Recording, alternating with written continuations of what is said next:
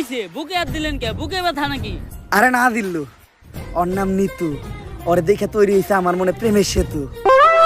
Sir, আমরা এনে কেসের ইনভেস্টিগেশন করবার আইছি। সব জায়গায় অন্তত নিজে আসল চরিত্রটা তুইলা ধরেন না। তোর কি আমার চরিত্র এতটাই খারাপ মনে হয়? হ্যাঁ।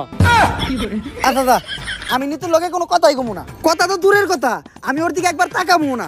এই কেসের পুরা তদন্ত তুই করিস। জি, আমাকে কেউ ডাকছিলেন? হ্যাঁ, আমি তো ডাকছি আপনারে।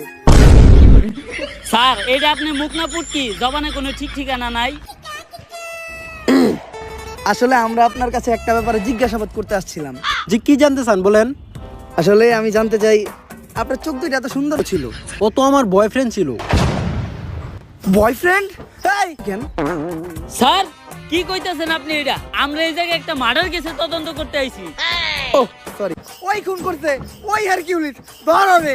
স্যার, ও তো আমার বয়ফ্রেন্ড ছিল, এখন তো নাই, এখন তো আমি সিঙ্গেল। সিঙ্গেল?